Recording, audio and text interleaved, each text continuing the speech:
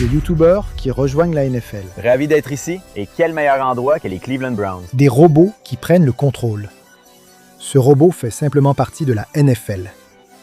Il y a une future star qui domine avec une seule main. Un joueur tellement gros qu'on l'a surnommé Donuts, et bien plus encore. Beaucoup de joueurs arrivent dans la ligue, et la NFL les craint. Et d'abord, quelqu'un qui est sur le point de dominer la NFL n'a qu'un seul bras. Là, je ne parle pas de Shaquem Griffin, qui a déjà joué avec un bras en moins et est devenu une star. Mais il s'implique vraiment dans la carrière de footballeur d'Albert Kounikas. Comme Shaquem avec une seule main, Albert est né avec un désavantage. Un syndrome des brides amniotiques, limitant la circulation sanguine vers ses membres et empêchant le développement complet de la moitié de son bras. En grandissant, passionné de football, il refusait que sa condition l'arrête. Il a donc passé des années à apprendre à faire des choses que les autres tiennent pour acquises, comme soulever des poids. Puis, arrivé au lycée, il ne se contentait plus de prouver aux gens qu'ils avaient tort. Albert écrasait littéralement ses adversaires, avec plus de 1300 yards à la course, marquant 22 touchdowns, et d'une manière ou d'une autre, il n'a pas perdu le ballon une seule fois de toute la saison. 14 passes sans une seule réception manquée. Il jouait si bien avec une seule main qu'il a finalement eu l'opportunité de jouer en première division universitaire à Northwestern. Maintenant, non seulement il fait déjà des apparitions pour l'équipe où il continue de bien jouer, mais il est aussi secrètement encadré par Shaquem Griffin de la NFL et il a même reçu des conseils de sa part. Mais ironiquement, le joueur préféré d'Albert en NFL a deux mains. On parle de Drew Brees. Parce qu'il a été une source d'inspiration à sa manière, en devenant une légende de la NFL, alors que les gens doutaient de sa taille, de son potentiel, simplement à cause de son physique. Albert s'efforce d'être le meilleur joueur possible, comme Brees, malgré les moqueries et insultes constantes. Jusqu'à ce qu'on l'appelle enfin par son nom lors d'une prochaine draft de la NFL. Mais si je vous disais qu'un autre nouveau joueur arrivant à NFL a été nommé d'après un donut? Au début, on ne penserait pas ça en entendant le nom Caden Proctor. Mais il allait recevoir un nouveau surnom. Parce qu'au moment où Caden était au lycée, il pesait bien plus de 300 livres. Sa carrure lui permettait de dominer les matchs et d'intégrer n'importe quelle université, mais il a choisi l'Alabama. Caden a alors commencé à enfler comme une montgolfière, à force de manger des beignets. Bon, je vais pas faire comme si c'était pas mon genre, mais je suis jaloux que Donuts ait réussi à faire en sorte que son équipe le surnomme littéralement Crispy, comme la marque de beignets. Certains amis m'appellent Crispy car j'adore les beignets Krispy Kreme, mec. À un moment, Crispy a atteint 180 kilos. Bien qu'il dominait toujours ses adversaires, ses mentors lui ont dit que ce poids ne plairait pas aux recruteurs de la NFL. Alors il a arrêté les beignets, a cessé de manger après 19 heures chaque soir, et il est finalement descendu à 160 kilos, où il s'est même amélioré. Il était désormais plus agile, ce qui se voyait sur le terrain. En quelques mois, ce gars devenait un monstre. Lorsqu'il s'est inscrit à la draft NFL, on pensait qu'il serait choisi en fin de premier tour. Le monde du football a été surpris que les Dolphins le sélectionnent au 12e choix, montrant leur grande confiance dans le dauphin beignet. Bon d'accord, assez parlé de beignets, parce qu'on doit encore voir à quel point un robot va être bon en NFL. Avant d'en parler d'autres joueurs, saviez-vous que des YouTubers rejoignent la NFL, l'un d'eux ayant même surpris Tom Brady? Mon Dieu, c'est incroyable. Eh bien, le premier, c'est l'unique Jake Paul, qui bien avant de faire des vidéos YouTube et des chansons ringardes comme It's Everyday, Frérot, avec le style Disney Channel, devenir boxeur professionnel. Jake jouait au football américain et rêvait de rejoindre la NFL. Lors d'un match récent de la NFL, Jake a affirmé que rejoindre la ligue serait facile et s'est fait aussitôt clasher par les fans. Même des joueurs de la NFL s'en sont mêlés. L'un d'eux disant que Jake avait environ 0,00001% de chance d'intégrer la ligue, tandis qu'Antonio Brown a plaisanté en disant que Jake se ferait complètement démolir. Mais cela a renforcé la volonté de Jake de se prouver. Il affirmait que la NFL avait des joueurs médiocres et pas de bons athlètes. Jake a affirmé être plus fort, plus rapide et avoir de meilleures mains que les joueurs de la NFL. Mais après s'être entraîné avec Tyreek Hill et les Dolphins, il n'a pas attrapé une seule passe, donc je ne sais pas trop. Jake affirme que plusieurs entraîneurs NFL s'intéressent à lui et qu'il a déjà utilisé toute l'arène des Cowboys pour son événement. Jake a reçu une offre de contrat des Browns avec son propre maillot. Bien que ce soit les deux équipes que Jake disait pouvoir rejoindre quand il voulait, il veut d'abord jouer à l'université. Donc il prévoit de s'inscrire à Stanford, de rejoindre l'équipe en tant que receveur, et après ça, la NFL sera la prochaine étape. Franchement, mec pourrait se faire écraser. Peut-être que je ferais comme Samuel à une main, surtout qu'il ne serait pas aussi bon au foot qu'Aisho Speed. Cet athlète voulait montrer qu'il savait faire plus que des saltos et des sprints. Il a donc commencé à assister aux matchs de la NFL, à écrire des chansons sur la ligue en portant le maillot de son équipe, et même à défier le joueur le plus rapide à une course en l'esquivant sans cesse. Chase, esquive, mon gars. Chase, on te voit partout ici. Tout le monde sait que tu esquives. Mais les choses sont devenues encore plus folles quand il ne s'est pas contenté d'avoir sa propre équipe lors d'un événement de football flag où il a dominé. Speed a participé à un match de flag football avec des célébrités, dribblant une légende de la NFL et montrant son talent face à Sauce Gardner. Mais que Speed arrive réellement en NFL semblait très improbable, jusqu'à ce qu'il rencontre le meilleur joueur de tous les temps et réalise l'impensable. Sa détente verticale exceptionnelle, supérieure à celle de nombreux joueurs de la NFL, a même impressionné Brady. C'est incroyable. Speed a surpris Brady avec ses temps sur 40 yards et a prouvé qu'il pouvait être un cornerback d'élite, ou même un receveur de premier plan en s'entraînant avec d'anciens champions du Super Bowl. Mais aussi bon que soit Speed, est-il assez bon pour vraiment intégrer la NFL? Qu'en penses-tu? Est-ce que je peux devenir un pro de la NFL? Oui, tu peux compter sur moi. Ouais, après que le GOAT l'ait dit, la possibilité que Speed rejoigne la ligue est devenue sérieuse. Il a visité les vestiaires, les installations de plusieurs équipes, traîné avec Lamar Jackson et reçu son propre maillot d'une équipe en manque d'un Z. Mais attends, et si je te disais qu'un nouveau joueur pourrait rapporter des dizaines de millions de dollars à la NFL juste parce qu'il est nul?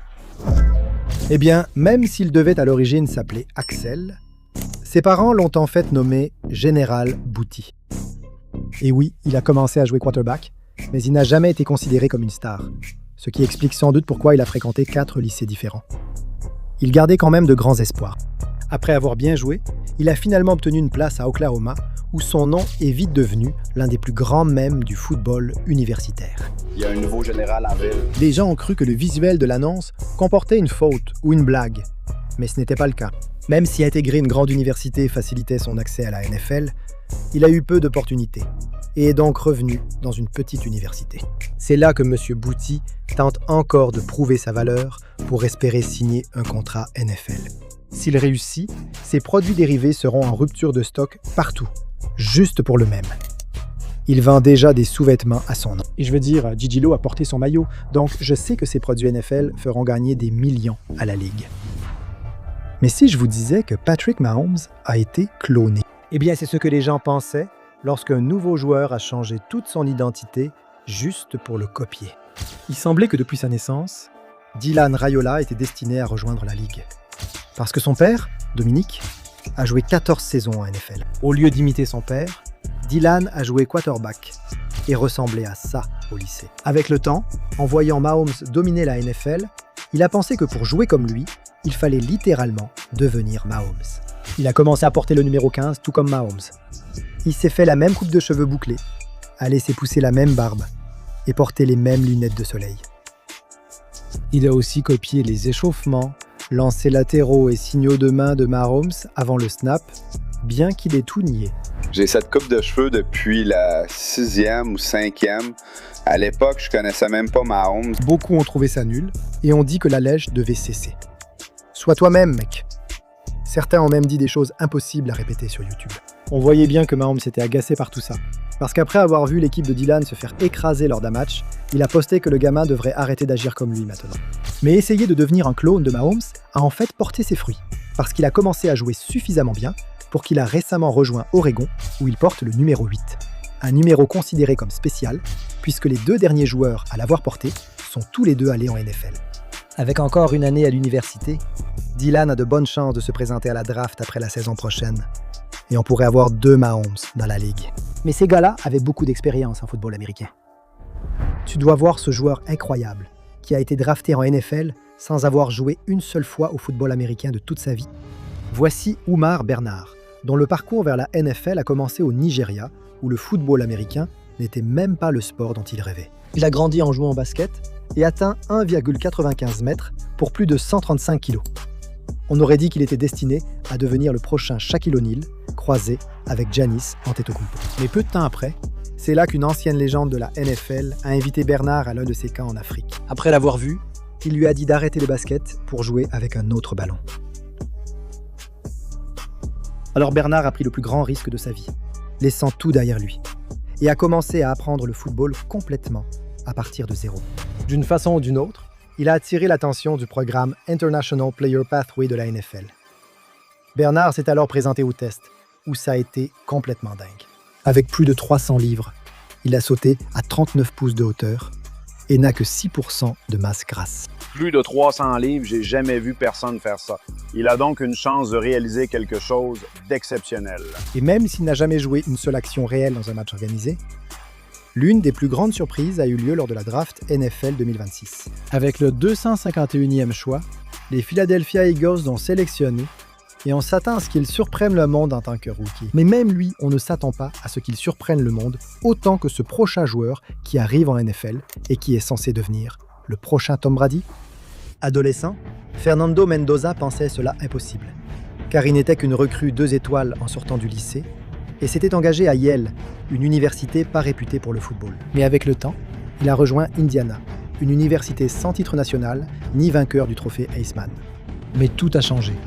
Dès sa première saison, il a marqué 41 touchdowns et mené son équipe à une saison parfaite de 16 victoires sans défaite. Mendoza a remporté le trophée Heisman, puis mené son équipe à leur premier championnat national. Immédiatement, les recruteurs de la NFL ont commencé à le qualifier de quarterback le plus sûr de la draft. Et c'est là que les choses sont devenues folles. Depuis que Tom Brady est devenu copropriétaire des Raiders, il tente de relancer cette franchise qui, bien qu'ayant été mauvaise, n'a plus eu le premier choix depuis 2007, année où elle a sélectionné un quarterback parmi les plus grands échecs de l'histoire. Ils ont enfin obtenu le premier choix en 2026 et n'ont pas seulement choisi Mendoza. Brady aurait grandement influencé leur choix, cherchant à guider Mendoza pour sauver les Raiders et en faire la prochaine star. Mais je peux imaginer un joueur qui ressemble à ça dominer la NFL. Je n'aurais jamais pensé qu'un lutteur de sumo professionnel débarquerait dans la ligue comme joueur, jusqu'à ce que j'entende parler de Hide Hidetora Hanada, un gars né au Japon et qui a grandi en pratiquant le sumo. Il est devenu l'un des meilleurs lutteurs de sumo amateurs au monde et a même remporté le titre de sumo amateur du Japon en battant de jeunes champions nationaux. À ce moment, tous pensaient que Hanada serait le prochain grand lutteur professionnel. Mais c'est aussi au lycée qu'il découvre le football américain. Hanada choque le monde en annonçant quitter la lutte pour essayer d'intégrer la NFL. Le plus fou, c'est que cet homme n'avait jamais joué au football américain et s'était contenté d'étudier des stars de la NFL comme Aaron Donald. Mesurant 1,85 m pour 113 kg, il a eu sa première chance lors d'un essai en Ligue japonaise de football américain, impressionnant les recruteurs, notamment lors du sprint de 40 yards. Il a reçu des offres de bourse et s'est engagé avec Colorado State, recruté pour son potentiel de futur joueur de ligne défensive en NFL. S'il participe à la draft ou signe un petit contrat, il pourra faire ses preuves et rejoindre les moins de 13 joueurs japonais ayant intégré la ligue. Mais attends, un joueur qui réussit juste à entrer en NFL réalise déjà un exploit historique. Paul Rubel a récemment fait le buzz car c'est un Allemand de 2,8 m pesant plus de 136 kg.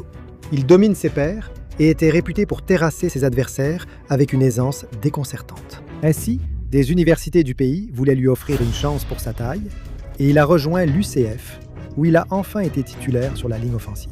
Paul a encore exploité sa taille pour dominer, devenant un atout majeur comme capitaine. Cet homme ordinaire venu d'Allemagne devenait une star du football américain. Mais une fois qu'il s'est déclaré pour la draft NFL 2026 et qu'il a pensé qu'une équipe tenterait sa chance avec lui, aucune équipe ne l'a sélectionné.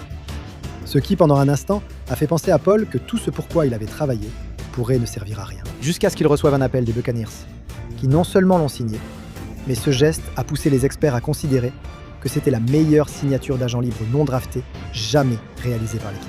On s'attend à ce que Paul se fasse immédiatement remarquer en tant que rookie, car avec ses 2,10 m, il est officiellement entré dans l'histoire en étant à égalité au rang de 2e plus grand joueur de tous les temps. Mais un autre nouveau joueur incroyable est tout le contraire. Il n'était même jamais censé avoir une chance d'atteindre la NFL. DeAngelo Ponds n'a jamais été le plus grand et a toujours été le plus petit sur le terrain. Et même s'il a continué à jouer, ce n'est que lorsqu'il s'est finalement engagé dans une université qu'il a commencé à faire la une des journaux. Il mesurait à peine plus d'1,70 m, ce qui était un énorme désavantage, parce que la plupart des joueurs de la NFL sont des géants, et que la taille moyenne dans la ligue est d'1,88 m. Dès sa première année, DeAngelo a effectué plus de 50 plaquages et 2 interceptions, devenant l'un des meilleurs cornerbacks de sa conférence. Et tout cela a suffi pour qu'il rejoigne Indiana après un transfert, où il a explosé. Plusieurs interceptions retournées pour des touchdowns. Joueur défensif du match au Rose Bowl, Joueur défensif du match au pitch ball et une victoire au championnat national, DeAngelo était sur un nuage et a commencé à attirer l'attention partout. J'ai toujours été cet outsider, ce gars qu'on a toujours négligé juste à cause de ma taille. Rien à voir avec ce que je fais sur le terrain à mon avis. Mais même s'il savait que le fait d'être un gars de petite taille a toujours suscité des doutes chez les gens, il a prouvé qu'ils avaient tort lorsqu'il a été sélectionné au 2e tour de la draft NFL 2026. Aujourd'hui, avec ses 1,70 mètres, DeAngelo est l'un des plus petits joueurs de la NFL, tant actuellement qu'historiquement. Les Jets lui ont proposé 10 millions de dollars, car ils pensent qu'il peut dominer des joueurs plus gras. Il a vraiment de la chance. Contrairement à ce prochain joueur qui a failli ne jamais avoir la chance de rejoindre la NFL après avoir combattu une maladie mortelle. Voici Marlon Jones, un cornerback redoutable, connu pour accumuler les interceptions année après année à l'université.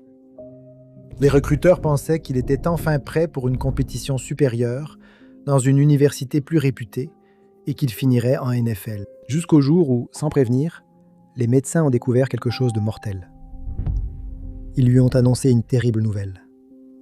Il était atteint d'un lymphome de Hodgkin de stade 3. Alors, du jour au lendemain, le football n'était plus sa priorité. Sa priorité, c'était de survivre. C'est pourquoi il a suivi des mois de traitement pour vaincre le cancer, son plus grand adversaire. C'était difficile. Il y avait beaucoup d'effets secondaires étranges et j'ai dû réapprendre à repartir de zéro en ce qui concerne ma santé. Puis après des mois de combat de Marlon, il a finalement reçu une nouvelle qui a tout changé. Et il est officiellement entré en rémission. On aurait pu croire qu'il se reposerait, mais il est aussitôt reparti jouer au football. Mais une fois qu'il est revenu sur le terrain, les choses n'étaient plus les mêmes. Car évidemment, rater une année entière à cause du cancer avait poussé la plupart des recruteurs à passer à autre chose. Et Marlon n'a même pas été invité au NFL Combine. Il avait donc une dernière chance lors du Pro Day de son université, où il a couru le 40 yards en 4,5 secondes et fait un saut de 39 pouces et rappelé à tous les recruteurs de la NFL qu'il était le même athlète qu'ils admiraient avant le cancer. Malheureusement, le week-end de la draft 2026 est arrivé et les 257 choix sont passés sans que Marlon n'entende son nom. Pendant un instant, le temps s'est arrêté et il a semblé que le cancer avait volé son rêve de jouer en NFL. Son téléphone a enfin sonné. Les Packers voulaient lui offrir une chance comme agent libre. Après avoir vaincu un cancer de stade 3 et obtenu une chance dans la NFL, Marlon Jones a déjà prouvé qu'on ne peut pas l'écarter et pourrait bâtir une belle carrière. Je vais l'encourager. Mais maintenant, le moment que nous attendions tous. Les nouveaux joueurs les plus fous qui arrivent en NFL. Et si je vous disais qu'ils ne sont même pas humains? Ces dernières années, la NFL a vu émerger des supporters robotiques au match, tandis que des ingénieurs de YouTube ont créé des robots surpassant les botteurs de la ligue. Des étudiants conçoivent des robots qui s'affrontent au football lors de vrais matchs. Quand une équipe universitaire a eu un robot high-tech avec un ordinateur intégré, pouvant servir de punter ou de quarterback pour mieux entraîner les joueurs, la NFL a compris qu'elle devait rivaliser et vient de présenter un nouveau robot lors de la dernière draft. Le robot humanoïde Pass and Play ressemble plus à un humain que tout ce que j'ai vu. Il attrape les ballons sans les laisser tomber et lance toujours des passes parfaites. Oui, les choses deviennent très avancées. Les Rams sont la première équipe à accueillir un vrai robot intervieweur sur leur terrain.